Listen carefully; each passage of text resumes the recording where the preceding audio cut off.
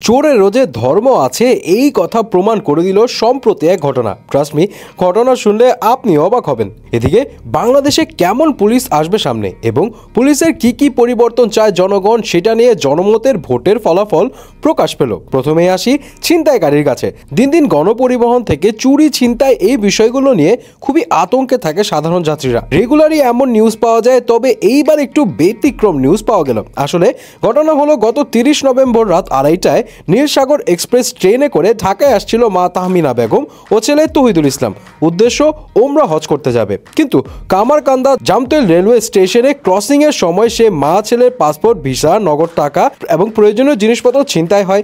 এতে অনেক অনিশ্চিত হয়ে পড়ে তাদের হজ করতে যাওয়া। পরে তারা সিরাজগঞ্জ রেলওয়ে থানায় মামলা করে। পুলিশ এই বিষয়ে তদন্ত চালায় and at the same time বৈষম্য বিরোধী ছাত্র আন্দোলনের সমন্বয়ক এবং গণমাধ্যম কর্মীদের হেল্প নেন তারা। যেহেতু তাদের ব্যাগের ভিতরে মোবাইল ফোন ছিল, তাই তারা সেই মোবাইল নাম্বারে যোগাযোগ করার ট্রাই করে এবং ফরচুনেটলি সেই ছিনতাইকারী আবার কল রিসিভও করে। অনেকটা নাটকীয় ভাবে তাকে বোঝানো হয় পুরো বিষয়টা অ্যান্ড ছিনতাইকারীও এক পর্যায়ে জানায় সে পাসপোর্ট অ্যান্ড ভিসা ফেরত দিয়ে যাবে, তবে নির্দিষ্ট জায়গায় জমা দিয়ে আসবে সে। পরে বৈষম্য বিরোধী ছাত্র আন্দোলনের সমন্বয়ক, গণমাধ্যম কর্মী এবং পুলিশের সহযোগিতায় সেগুলো উদ্ধার করা হয়। গণমাধ্যমে এমনটাই জানায় তৌহিদুল ইসলাম যে নিউজটা নিয়ে বেশ আলোচনা হচ্ছে এখন। অনেকেরই কথা চোর হোক কিন্তু মানুষ ভালো, তবে পুলিশ জানায় ছিনতাই হওয়া বাকি জিনিসপত্র ফেরত আনার চেষ্টা করা হচ্ছে। সো এখন দেখা যাক সেই মা অ্যান্ড ছেলে কি হজ করতে যেতে পারে কিনা। অন্যদিকে বৈষম্য বিরোধী ছাত্র আন্দোলনের সময় বাংলাদেশের পুলিশের যে অবস্থান ছিল সেটা নিয়ে তো দেশের মানুষ এখনও নারাজ। তবে অন্তর্বর্তীকালীন সরকার ক্ষমতায় আসার পরে সাধারণ মানুষ কেমন পুলিশ চায় সেই বিষয়ে অ্যান্ড পুলিশ বাহিনীর সংস্কারের লক্ষ্যে পুলিশ সংস্কার কমিশন গঠন করা হয়, যার কার্যক্রম এখনো চলমান। সেই লক্ষ্যে একটা জরিপ চালানো হয় যার নাম ছিল কেমন পুলিশ চাই।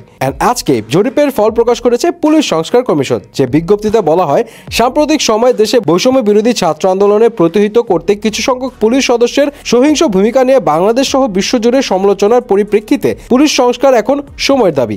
সর্বসাধারণের মূল্যবান মতামত ক্রমে জানা গেছে পুলিশকে যেন রাজনৈতিক উদ্দেশ্যে ব্যবহার করা না হয়। সেই লক্ষ্যে উত্তর দিয়েছে 89.5% উত্তরদাতা। ক্ষমতার ব্যবহার করে পুলিশ যাতে দুর্নীতি করতে না পারে সে উদ্দেশ্যে উত্তর দিয়েছে 77.9% উত্তরদাতা। এছাড়া গুম ও বিচার বহিত হত্যাকাণ্ডে জড়িত মানবাধিকার চরম লঙ্ঘন বিবেচনায় অপরাধী পুলিশকে শাস্তির আয়তায় আনার পক্ষে 74.9% উত্তরদাতা। ভুয়া এবং গায়েবী মামলায় অবসান চান 95% উত্তরদাতা। স্বরাষ্ট্র মন্ত্রণালয়ের এই জরিপে অংশ নেন 24,442 জন মানুষ।